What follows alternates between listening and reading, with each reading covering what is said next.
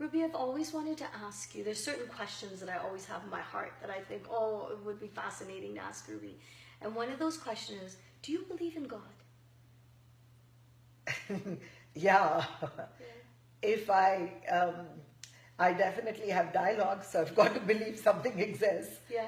And I don't think I'm just talking to myself. It could be the higher self. Yes, I have.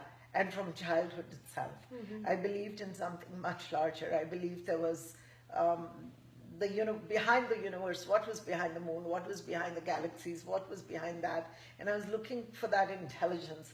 As a child, I saw it like an old man or wise man, but that was just my image or symbol. Yeah. And then we, of course, were introduced, being born in India, to all these 10,000 gods. I don't know how many thousand gods exist, but all of those. But to me, it was not just that form. Yeah. It was actually something that was in me, something that was out there.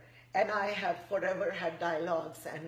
And in fact, my curiosity to meet God drove me into the zone. And then at some point, it was not meeting, was just becoming it and living it. And it is the foundation of my spiritual principles. So that deep faith and that deep trust, there's something much larger. Yeah. So Ruby, if there is something much larger, many of us, I think every single person at some point has found asking themselves, what's my purpose here? What am I doing here? If this intelligence, internal, external, if this God-like intelligence exists, why don't we just come with a manual and say, Jeevi, this is what you're doing for the rest of your life? Like, why is it not that clear? There is a script. There is a manual almost written in stone, in a sense, or in black and white. There is. And the entire script is not outside. It's within our own cells. It's within our body now. And that is why, look at the specifics of being born in India, a female, the fourth daughter, the father being this way, the mother being that, behavior patterns, attitudes, culture, all of that, religion, all of that, specifics where a soul takes birth. It is because of that script. So it's exactly that. And we come with the entire plan.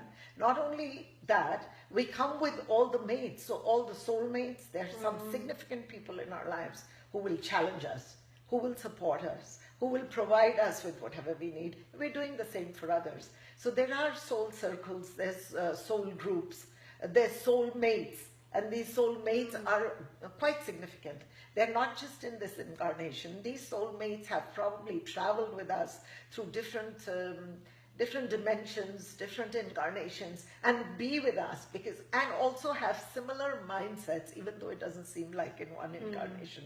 But we're all headed into the same space. So greater awakening, So we're all basically on that journey.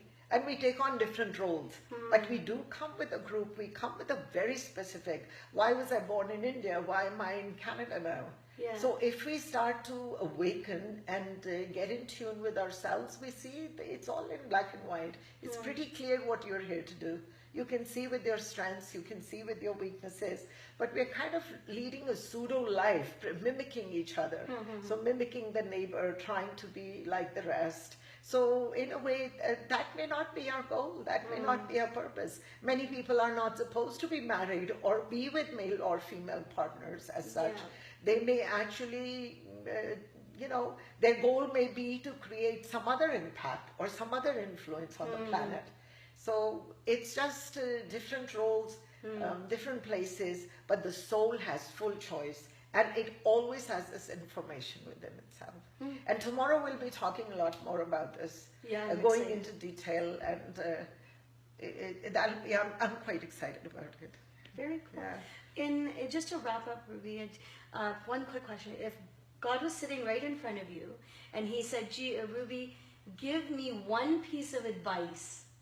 So you're advising God rather than God advising you, and says, Ruby, give me one piece of advice as to how we could better the world. What would be your one quick piece of advice? To God? Yeah.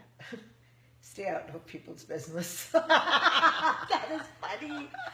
That is, stay out, because let people come to their own source themselves, because believing in something outside is just an impossible task.